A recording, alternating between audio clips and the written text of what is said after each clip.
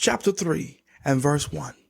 This is a true saying. If a man desire the office of a bishop, he desireth a good work. A bishop then must be blameless, the husband of one wife, vigilant, sober, of good behavior, given to hospitality, apt to teach, not given to wine, no striker, not greedy of filthy lucres, but patience, not a brawler, not covetous, one that ruleth well his own house, having his children in subjection with all gravity.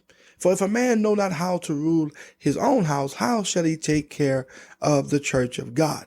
Not a novice, lest being lifted up with pride he fall into the condemnation of the devil. Moreover, he must have a good report of them which are without, lest he fall into reproach and the snare of the devil.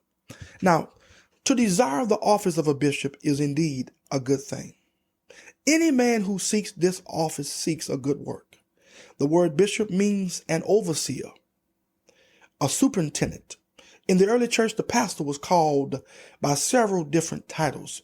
Number one, he was called a bishop or an overseer. Number two, he was called an elder. Number three, he was called a pastor or shepherd. I believe that the terms elder, bishop refer to the same person. The grounds for that identification are, number one, elders were appointed everywhere. After the first missionary journey, Paul and Barnabas appointed elders in all the churches they had founded. And we see reference to this in the book of Acts, chapter 14 and verse 23. Paul instructed Titus to appoint and ordain elders in all the cities of Crete in Titus chapter 1 and verse 5. When Paul was on his last journey to Jerusalem, he sent for the elders of Ephesus to meet him at Miletus. Titus chapter 1 verses 5 through 9 clearly shows that the terms elder and bishop refer to the same person. The word elder refers to the individual, and he was to be a mature person physically and spiritually. A bishop was an overseer. He ruled the church. Therefore, this word has reference to the office, and he gives the qualifications for the office of a bishop. Number one, he must be blameless. In other words, he must live a life that is above reproach. Number two, the husband of one wife. Now, polygamy was very prevalent during the days of Paul. So Paul says that he must only be the husband of one wife at a time. A man could not be married to two or more wives at the same time and hold the office of a bishop. All right. Number three, he must be vigilant, which means temperate, self-control, knows how to keep his cool. Number four, he must be sober, which means he must mean business. He is to be serious about the office which he holds. Number five, he must be of good behavior. In other words, a bishop or elder should be orderly in his conduct. He is not to do questionable things. His conduct is to be above reproach. Number six, he must be given to hospitality. He must be a hospitable individual, a giver. Number seven, he must be apt to teach. Listen, no man should even consider the office of a bishop if he cannot adequately teach the word of God. He must be skilled in the word of God. Number eight, not given to wine. In other words, not a drunkard. Number nine, no striker. He is not to be violent. Number 10, not greedy of filthy lucres.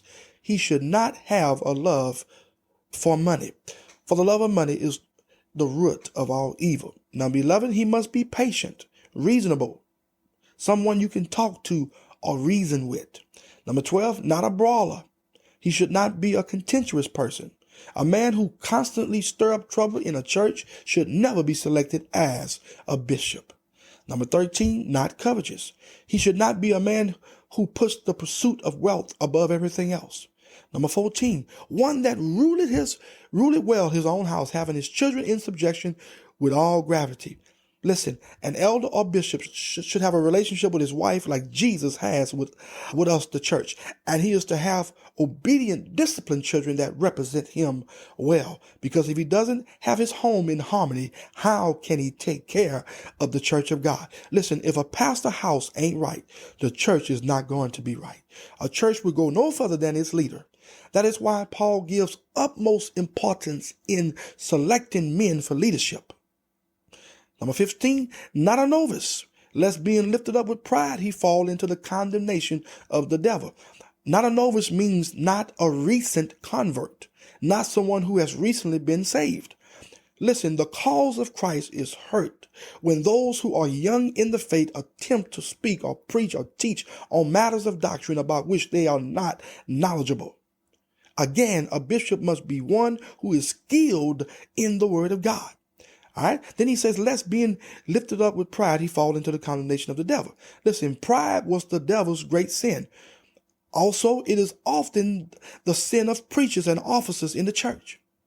So in light of this, a recent convert as a pastor would be a major mistake. It would not be a wise decision. Number 16, he must have a good report of them which are without. This is so vital. He must have a good report of them which are without. In other words, he must possess a good all-around reputation outside of the church. Verse number 8. Likewise, must the deacons be grave, not double-tongued, not given to much wine, not greedy or filthy, lucrous, holding the mystery of the faith in a pure conscience. And let these also first be proved. Then let them use the office of a deacon, being found blameless. Now here Paul gives the qualifications of a deacon. Number 1, he must be grave. In other words, he must be a man of dignity. Number 2, not double-tongued. In other words, a deacon cannot be two-faced. He is not to speak with two voices, saying one thing to one and another to another. He is not to speak out of both sides of his mouth. Number 3, not given to much wine. No, in other words, there is to be no alcoholic deacons in the church. Just that simple. Number 4, not greedy or filthy lucrous. This means he cannot love money. He is to be a man of integrity, one who handles the money of the church in an honest way. There is nothing that can hurt a church more than the accusation that the deacons are playing with or messing with or dipping their hands or mishandling the church finances. Money given to a church for a specific cause needs to be carefully allotted to the intended cause. Or let me say that again. Money given to a church for a specific cause needs to be carefully allotted to the intended cause. Number 5, holding the mystery of the faith in a pure conscience. The mystery of the faith means the revelation of the gospel of Christ. He speaks of it as a mystery because these doctrines were not revealed in the Old Testament, but are now revealed in the New Testament. The faith is the apostles' doctrine. Listen, a deacon must be one who is steadfast in the apostles' doctrine in or with a pure conscience. Number 6, let them also be first proved. Then let them use the office of a deacon, being found blameless. Listen, a man should not be quickly shoved into the office of a deacon. He must prove that he is the type of man that Scripture has described here. He must meet these requirements first. Placing a man in the office of a deacon should not be done because of friendship. It should be done solely on them meeting the requirements according to Scripture. All right. Verse number 11. Even so must their wives be grave, not slanderous, sober, faithful in all things. Listen, the deacon wife must be a woman of dignity, not a gossiper. She must be self-disciplined and faithful in all things. She is to be faithful to Christ and his cause and to her husband. All right. Look at verse 12. Let the deacons be the husbands of one wife, ruling their children and their own houses well. For they that have used the office of a deacon well purchase to themselves a good degree and great boldness in the faith which is in Christ Jesus. Now, the deacons ought to meet, in other words, the same personal and family requirements that were given for the elders. The office of a deacon is serious and it should be taken seriously. The spiritual requirements should be met by both elders and deacons before they are allowed to represent the church of Christ. Then he says that for every deacon who have represented this office well have produced a good name, a good reputation, and their lives are a great witness in the faith. Look at verse 14. These things write I unto thee, hoping to come unto thee shortly. But if I tarry long, that thou mayest know how thou oughtest to behave thyself in the house of God, which is the church of the living God, the pillar and ground of truth. Now, Paul was in Macedonia and Timothy was in Ephesus.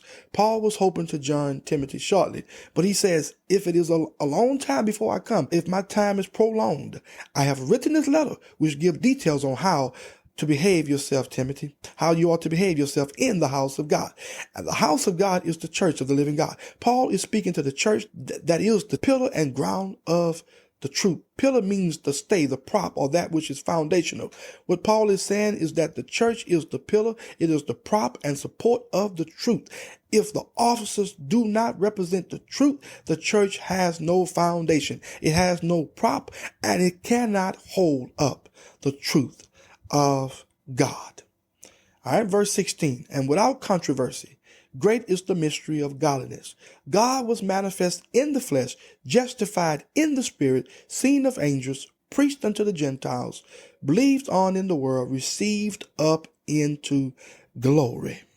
Now, Paul says here, without a doubt, great is the mystery of godliness. Now, what is the mystery of godliness?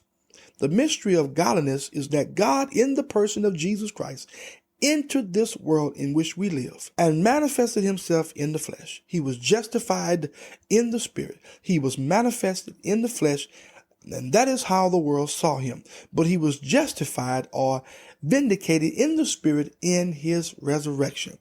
There were times when his glory broke out here on earth. His glory was seen at his baptism, at his transfiguration, and at the time of his arrest. The things that occurred at the time of his crucifixion caused the watching centurion to say, truly this was the Son of God.